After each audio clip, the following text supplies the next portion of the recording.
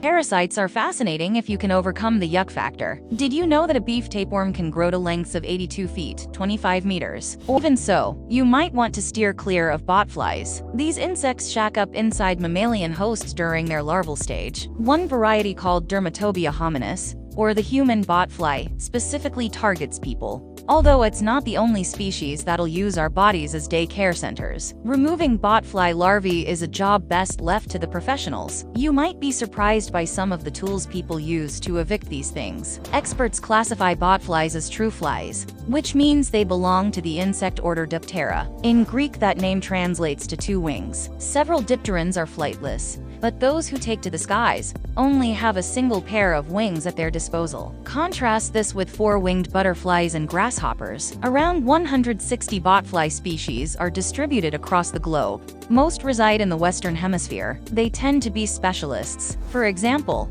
the rhinoceros botfly, Africa's biggest fly species, singles out white and black rhinos as future hosts for its offspring. Other botflies have evolved to go after horses, camels, cattle, reindeer, and assorted rodents. Usually, adult botflies stay close to their traditional host species, but larvae can make do with alternative hosts if need be. It's just prone to end badly for one party or another. Take the North American woodrat botfly. Normally, this creature deposits its larvae in indigenous pack rats and eastern woodrats. Yet of late, the botfly has started to infect roof rats, which were brought over by human settlers. Biologists have found that the insect's offspring cause way more tissue damage when they grow up inside roof rats, as opposed to a native species. On the flip side, botfly babies reared in atypical hosts don't always reach maturity. Before any larvae can hatch out, the eggs must be laid in the right spot. The ideal nesting site varies from species to species. Horse botflies affix fresh eggs to strands of hair on passing equines. When a hoofed host licks them off,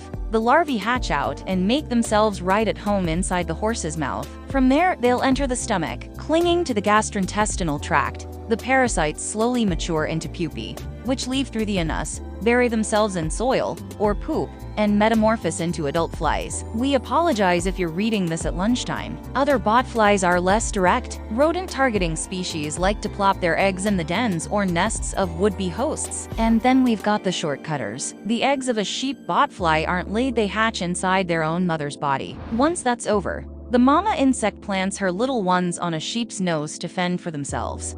Meanwhile, our old pal the human botfly prefers outsourcing. Native to Central and South America, the human botfly resembles an ordinary bumblebee. Not that you'll see its likeness on a cereal box anytime soon. Adults are 0.47 to 0.71 inches, 12 to 18 millimeters. Long, with orange legs and blue-gray abdomens. Their life cycle begins when a female grabs a hold of some passing tick or mosquito. As soon as she's affixed her eggs to its belly, she lets the bloodsucker go free, no worse for wear. Once that mosquito bites a human victim, though body heat makes the botfly's eggs hatch, then it's off to the races. Larvae dive into the bite wound or the person's open hair follicle. Burrowing face first under the surface of the skin, they create little holes for themselves. Meals consist of proteins, dead cells, and the fluids secreted by pores or inflamed wounds. Yum. During its stay, the larvae's rear end is positioned at the top of the hole. Why? Because the parasite breathes through 2 openings on its hindquarters called spiracles.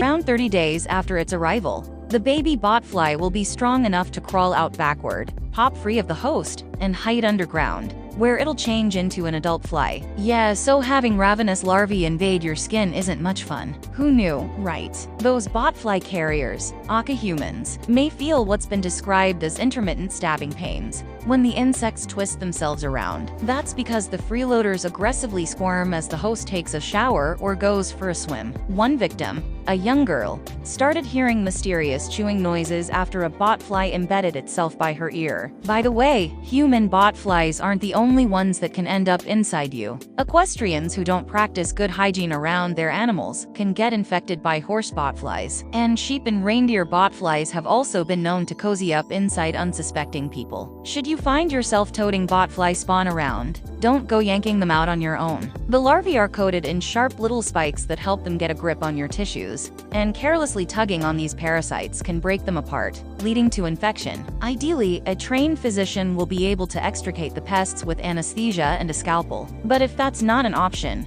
Other methods are available. Some doctors use blunt instruments to squeeze down on either side of the botfly's hole until the pressure forces it out. Other than having to clean the wound daily, typically there are no other effects after the larvae are removed. They might also try cutting off its air supply, block the spiracles with a thick object, and the larva should exit the host on its own accord. Weird as it sounds, pressing a slab of bacon or steak onto the wound will often get the job done. Thanks for watching. See you on the next one. Oh, and don't forget to subscribe.